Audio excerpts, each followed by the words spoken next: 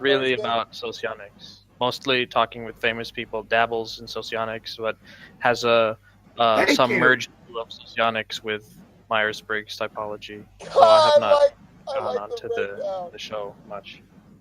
Thank you. I appreciate the fact that you understand that talking to famous people is not ascribing to any particular theory or trying to teach anything to anybody about You're not anything. trying to teach anything to anybody.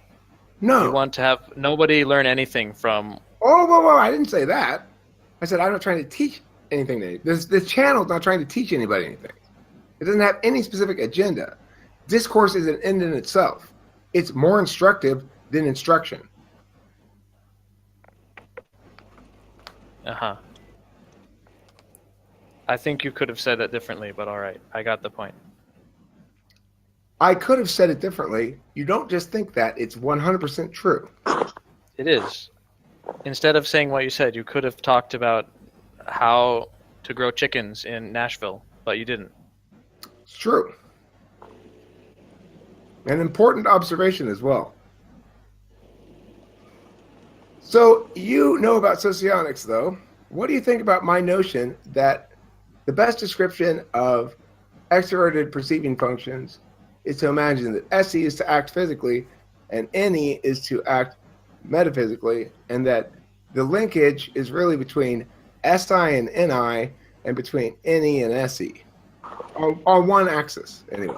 What do you think about that idea? I'm not really sure I follow your assumptions.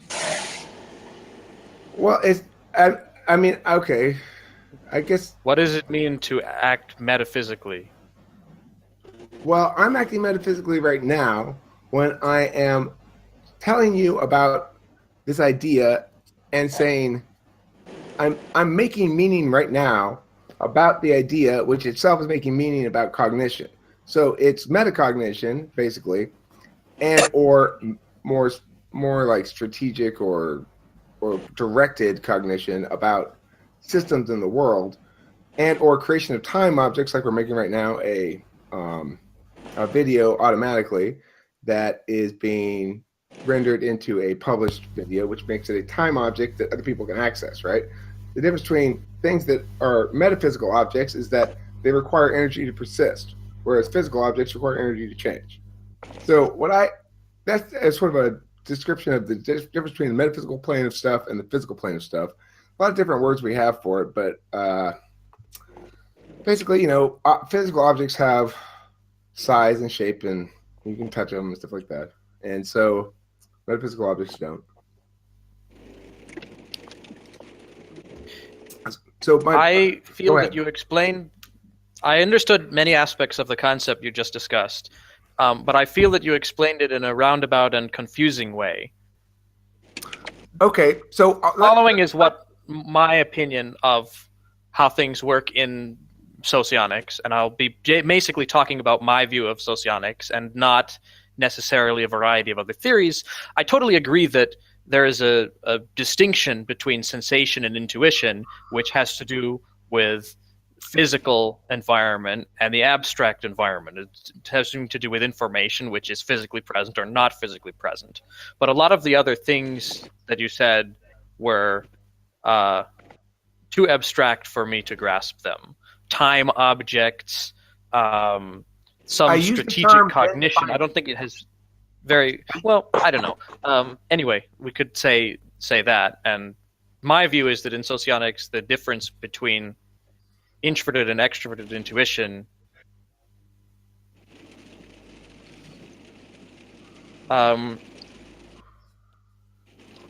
is only very loosely related to the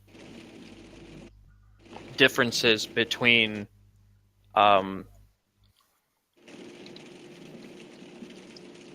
metacognition and cognition about the features of some object still in the abstract. I think that that's true, but that's very loosely true. Okay.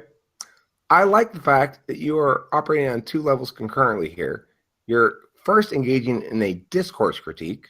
You're saying, I don't like the way you talk about this, Eric. which I like. I like the fact that you're saying that because I do like the way you talk about how you don't like the way I talk.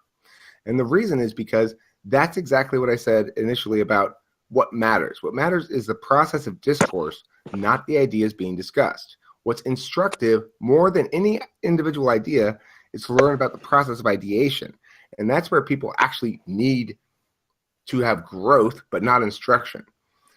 So I'm glad you're doing the discourse critique. That's the first thing I'm responding to is your discourse critique. Now let me respond to the thing about Socionics. I'm sure I understand and respond by pointing to your additional disclaimer that you are talking about your interpretation of what that theory is as a descriptive aspect of things, not trying to establish it as a position that you're advocating. So what we're encountering right here to finish up the discourse critique thread is we're encountering a conflict between TE and TI. You are probably an INTJ, and you have a TE framed understanding of the universe, which means when you use discourse, you want it to be additive. You want to find good ideas and take them in. You avoid clash, which is what I seek. I seek places where we disagree so we can parse out the wrongness. You seek good ideas and insights that you can add to your existing understanding of the world. I don't agree with that at all. Okay, well, hold on. The sentence I was just going to say is, that's my gut feeling on the initial assessment, and I'd love to hear where I'm wrong. Well, I don't agree with that at all. Well, to be frank, many people have very, very poorly formulated ideas about many things, not only limited to topics such as typology and socionics, but also about many other things. And I take a very skeptical view of many different things. And I mean, discourse is good for learning. I'm not sure if I entirely agree that the process of discourse is more important than understanding ideas. I think ideas are powerful.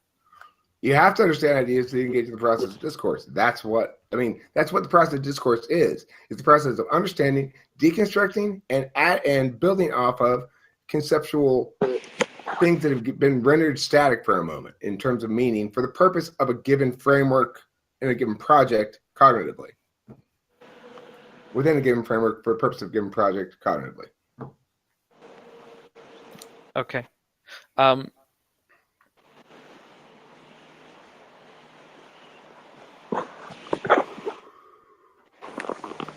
don't like the word abstract, Susanna, and the reason I don't like the word abstract is because there's a connotation in the words concrete and abstract that says things that are concrete are more real. And that's why I use the word time object, because I'm concerned not so much about immediate understanding of my listener as I am at displaying discourse as it ought to be normatively, that we have it's an ethical issue. We need to understand metaphysical action is as real, as valid, and as significant as physical action. To the extent that it's valued less, well, that's implicit in the connotations of the words, and I don't like those words as a consequence. I want people to understand that they are existentially equal. That's why I use time object and space object. Yes, but I thought maybe it would help him. Do what? He used the word abstract. I see. He used that word, and you probably hear him say it. You say maybe that word. He understands fine. He's engaged in adversarial discourse at the moment, but it's on the edge. He's not sure what exactly he wants to do here. So talk me through your own cognition about what you want to do with this discourse here, Vlad. Me? Yeah. I don't know. I'm not sure. I was scouring some old information, and I came across a link to this room from last week, and it happened to be open, and so It's always open. came into here because I was curious. But I have no particular aims with what discourse I Okay, well then describe how you feel. participate in. Describe the discourse that we've currently been participating in terms of how you what like. To me, it feels there's a certain amount of FE positioning, mutual positioning going on. But I don't know what your interpretation of that is. I'd like to hear it. You're also being cautious in how much information you want to give at the moment because, like most people, you think it gives you a strategic advantage to be more in the shadows.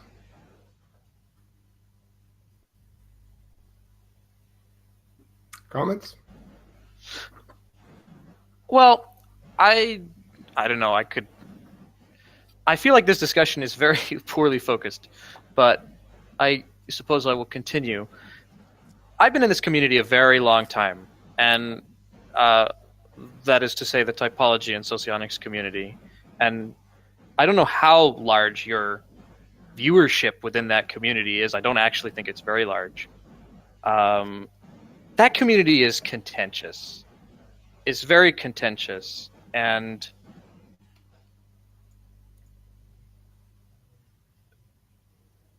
some people would clearly be able to know who I am simply by me participating here. I am tired of fighting with people in that community. It's a fucking pain in the ass. And there's no reason to fight over I don't stupid want shit, to right? put, I have very sharp views on many things, and I easily tell people that they're wrong about things. And a lot of times people don't want to hear that they're wrong. So over time, by the direct experience of being too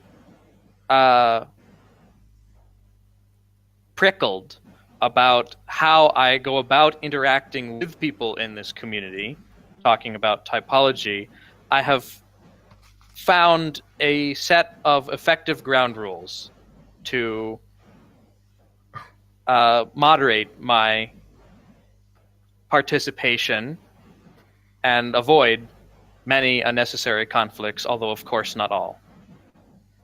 Interesting. Fascinating. But I'll tell you this. You're safe here. You're totally safe here. No, I'm it not. doesn't fucking... You totally are, because it doesn't matter. That's the whole point. We battle all the time while laughing and enjoying ourselves, and we battle according to a very strict set of rules. The person who's wrong has to say, okay, you're right, I'm wrong. And we determine it by TI consistency. And I'm safe with you. You are not going to get mad at me for telling you that I don't like a thing that you've said. But I'm not necessarily safe here in the type of discourse that you have framed. And I clearly,